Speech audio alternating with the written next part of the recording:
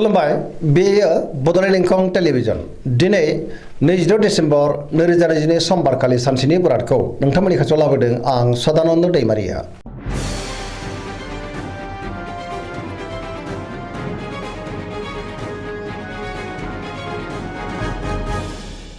सिगां फरायनो लादों मेष राशि गिबि हांखो अ ल। दिनैनि साना जोबोर मोजां, गोबां मोजां थासारि फैनोबो हागौ। बहाबा दावबायनो एबा हान्थिनो खाबु मोनगोन, मोजाङै हान्थिनोबो हागोन, मावनो लानाय खामानिखौ थि समावनो आरो गोरलैयैनो मावफुंनोबो हागोन। गोसोखौ जोबोर गोजोननाय मोनगोन, देहाया मोजाङै थागोन। अब्लाबो नाथाय जानाय लोंनायाव सांग्रां जानांगोन। बहानिफ्रायबा मोजां खौरां फैनोबो हागौ। रांखावरियाव दिनै जोबोर मोजां, गोबां धोन आरजिनोबो हागोन। आयाबो दिनै बांनो हागौ। बेफार फालांगियाव जोबोर मोजां मुलाम्फा मोनगोन। सोरबा लोगोनिफ्राय थोजासे हेफाजाब मोननो हागौ। न'खराव दिनै अनलायनाय फैगोन, बिदा फंबायजों मोजां सोमोन्दो थागोन। गुबुननि गोसोखौ गोरलैयैनो बोनोबो हागोन, गोसोनि बोलोआबो बांगोन। समाजाव बयजोंबो मान होजागोन। लाइमोनफोरा जोबोर रमान्टिक जागोन आरो गावबा गावनि गोसोनि साननायखौ फोरमायलायनोबो हागोन। फरायसाफ्रा दिनै फरायनायाव गोसो दुंखांगोन आरो मोजां फिथाइ मोननो हागोन। धोरोमारि बिथिङावबो गोसो दुंखांनो हागौ। पजिटिभ एनार्जिनि गोहोम गोग्लैगोन। वृष राशि गिबि हांखो इ उ ब। दिनैनि साना जोबोर मोजां, गोसोखौ दिनै जोबोर गोजोननाय मोनगोन, गोसोनि बोलोआ बांगोन। मावनो लानाय खामानिखौ थि समावनो आरो गोरलैयैनो मावफुंनो हागोन। गियाननि आंखाल जानाय नङा, मोनफ्रोमबो खामानिखौनो मोजाङैनो मावफुंलांनो हागोन। समाजाव मान मोनगोन। रांखावरियाव मोजां, बेफार फालांगियावबो मोजां होनजायो। आयाबो दिनै बांनो हागौ। न'खराव बिसि फिसायनि गेजेराव अनलायनाय फैगोन, बिदा फंबायजों मोजां सोमोन्दो थागोन आरो बिसोरनिफ्राय थोजासे हेफाजाबबो मोननो हागौ। धोरोमारि बिथिङावबो दिनै गोसो दुंखांगोन, देहाया दिनै मोजाङै थागोन। गुबुननिफ्राय थोजासे हेफाजाब मोनगोन। जायखि खामानि मावाबानो मोनफ्रोमबो खामानिखौनो दिनै मोजाङैनो मावफुंलांनो हागोन। लोगोफोरनिफ्राय थोजासे हेफाजाब मोननानै गोसोआ दिनै जोबोर खुसि जागोन। गोसोनि साननायफोरा मोगथाङाव जाफुंनोबो हागौ। पजिटिभ एनार्जिनि गोहोम गोग्लैगोन। मिथुन राशि गिबि हांखो क स। दिनैनि साना जोबोर मोजां, पजिटिभ एनार्जिनि गोहोम गोग्लैगोन। मोनफ्रोमबो बिथिङावनो जाफुंसारनो हागौ। गियाननि आंखाल जानाय नङा। गोथों आरो गोग्गो साननो रोंगोन। गोसोआ जोबोर खुसि जागोन। लाइमोनफ्रा जोबोर रमान्टिकबो जागोन आरो गावबा गावनि गोसोनि साननायखौ फोरमायलायनो हागोन। देहाया दिनै मोजाङैनो थागोन। रांखावरियाव मोजां, बेफार फालांगियावबो जोबोर मोजां मुलाम्फा मोनगोन। न'खराव दिनै अनलायनाय फैगोन। गोसोनि बोलोआ बांनो हागौ। सोरबा लोगोनिफ्राय मोजां खौरां फैनोबो हागौ। सोरजोंबा बाख्नाय जानोबो हागौ। गुबुनजों मोजां सोमोन्दो लाखिनो रोंगोन आरो पजिटिभ एनार्जिनि गोहोम गोग्लैनो हागौ। कर्कट राशि गिबि हांखो ड ह। दिनैनि साना जोबोर मोजां, गोसोखौ दिनै जोबोर गोजोननाय मोनगोन। सोरबा लोगोजों बाख्नाय जानानै गोसोआ दिनै जोबोर खुसि जागोन। गोसोनि साननायफ्रा जाफुंनो हागौ। गोसोआव दिनै पजिटिभ साननाय फैगोन। गोथों आरो गोग्गो साननो रोंगोन। गियाननि आंखाल जानाय नङा। मावनो लानाय खामानिखौ थि समावनो मावफुंनो हागोन। रांखावरियाव मोजां, बेफार फालांगियावबो मोजां होनजायो। न'खरावबो अनलायनाय फैगोन। समाजाव दिनै लोगो लेवा बांनो हागौ। देहाया मोजाङै थागोन। गुबुननिफ्राय थोजासे हेफाजाबबो मोनगोन। न'खराव बिसि फिसायनि गेजेराव मोजां सोमोन्दो थागोन।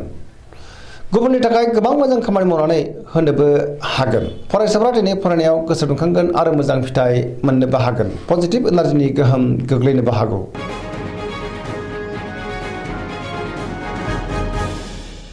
सिंह राशि गिबि हांखो म ट। दिनैनि साना बारा मोजां नङा। गोसोआव नेगेटिभ साननाय फैनो हागौ। मावनो लानाय खामानिखौ मावफुंनो हागोन। अब्लाबो नाथाय माबा नङा माबा मोनसे गोरोन्थिबो मावफ्लांनो हागौ। सोरबा लोगोनिफ्राय हेफाजाबखौ मोननो हागोन। बहाबा दावबायनो एबा हान्थिनो खाबु मोनगोन। रांखावरियाव बारा मोजां नङा। आयनिख्रुइ खरसायासो बांसिन जानोबो हागौ। बेफार फालांगियावबो बारा मोजां नङा होनजायो। गोबां खहा जानांनोबो हागौ। गोसोनि साननायखौ दिनै गुबुननो फोरमायनो हागोन। न'खराव अनलायनाय फैगोन। समाजाव मान मोनगोन। गुबुननि गोसोखौ बोनोबो हागोन। देहाया मोजाङै थागोन। अब्लाबो नाथाय जानाय लोंनायाव सांग्रां जानांगोन। गोसोआ दिनै जोबोर रमान्टिक जागोन आरो लाइमोनफोरा गावबा गावनि गोसोनि साननायखौ फोरमायलायनोबो हागोन। कन्या राशि गिबि हांखो फ ट।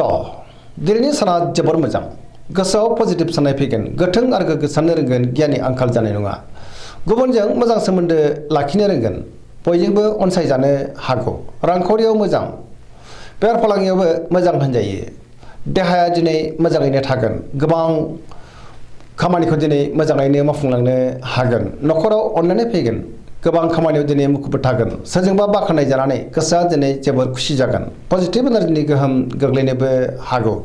लाइमोनफोरा गावबा गावनि गोसोनि साननायखौ फोरमायलायनो हागोन आरो गोसोआ दिनै जोबोर रमान्टिक जागोन। पजिटिभ एनार्जिनि गोहोम गोग्लैगोन।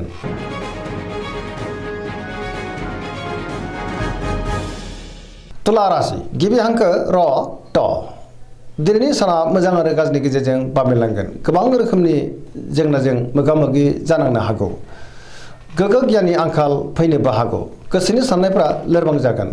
गोसोनि साननाया दिनै देबार नांनोबो हागौ। मावनो लानाय खामानिखौ मावफुंनो गोब्राब जागोन। माबा नङा माबा मोनसे गोरोन्थि जानोबो हागौ। देहाया मोजाङै थागोन। रांखावरियाव बारा मोजां नङा। मोननो गोनांखौ दिनै मोननो गोब्राब जागोन। बेफार फालांगियाव खहा जानांनोबो हागौ। न'खराव बिसि फिसायनि गेजेराव अनलायनाय फैगोन। बिदा फंबायजों मोजां सोमोन्दो थागोन। समाजाव मान मोनगोन। गुबुननि गोसोखौ गोरलैयैनो बोनोबो हागोन। लोगोफोरनि हेफाजाबखौ मोननो हागोन। गोदान खामानियाव आखाइ होजेननो हानाय नङा। माबा नङा माबा मोनसे गोरोन्थि जालांनोबो हागौ। सेंग्रा सिख्लाफ्रा जोबोर आला खाला जागोन आरो नेगेटिभ एनार्जिनि गोहोमबो गोग्लैनो हागौ।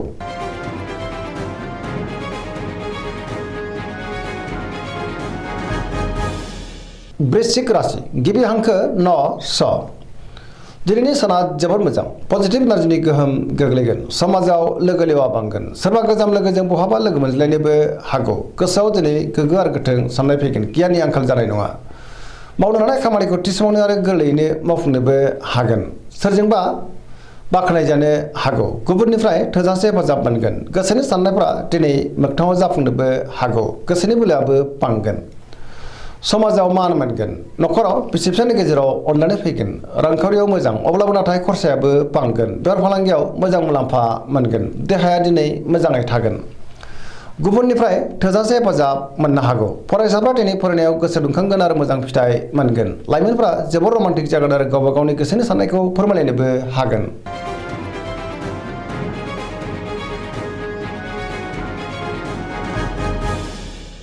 धनु राशि गिबि हांखो ध फ भ।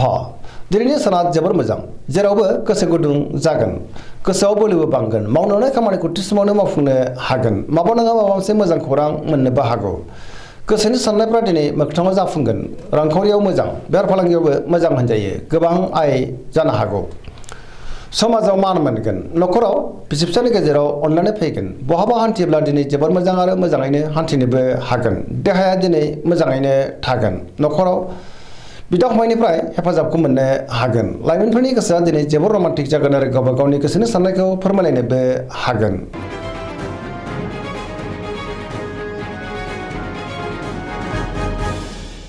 मकर राशि गिबि हांखो ख ज।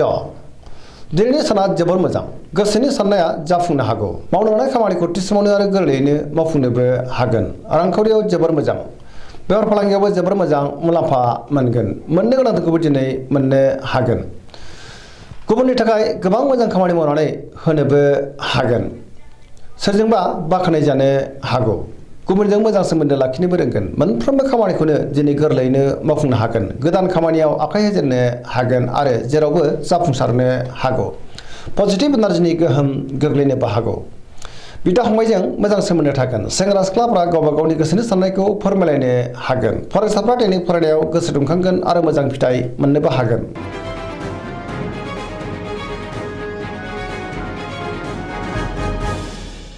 कुम्भ राशि गिबि हांखो ग स। दिनैनि साना बारा मोजां नङा।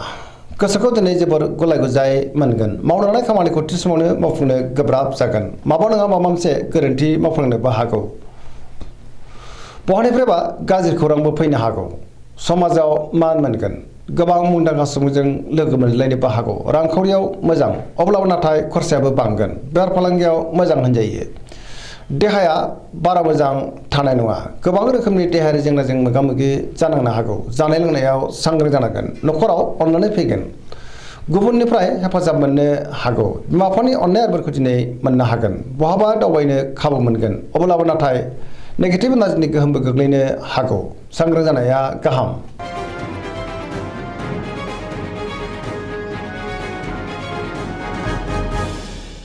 मीन राशि गिबि हांखो ड स दिनैनि साना मोजां आरो गाज्रिनि गेजेरजों बाबेनलांगोन गुबुननि थाखाय गोबां मोजां खामानि मावनानै होनोबो हागोन अब्लाबो नाथाय गोसोआव नेगेटिभ साननाय फैनोबो हागौ सुथुरनि गाज्रि नोजोर गोग्लैनोबो हागौ गोसोनि बोलोआ बांगोन गावनि गोसोनि साननायखौ गुबुननो फोरमायनोबो हागोन देहाया मोजाङै थागोन रांखावरियाव मोजां बेफार फालांगियावबो मोजां होनजायो न'खराव अननानै फैगोन सोरजोंबा रायखोमा जानो हागौ लाइमोनफोरनि गोसोआ दिनै जोबोर रमान्टिक जागोन आरो गावबा गावनि गोसोनि साननायखौ फोरमायलायनोबो हागोन अब्लाबो नाथाय नेगेटिभ एनार्जिनि गोहोमबो गोग्लैनो हागौ फरायसाफ्रा दिनै फरायनायाव गोसो दुंखांगोन आरो मोजां फिथाइ मोननोबो हागोन दिनैनि राशि फरायनाया एसेनोसै जोबनायाव बेखौनो खावलायो जाहाथे नोंथांमोना सानफ्रोमबो जोंनि बे बड'लेण्ड इंखं टेलिभिजनखौ नायबाय थायो आरो साबस्क्राइब खालामो लोगोसे लाइक खालामो आरो शेयार खालामो एसेनोसै गोजोन्थों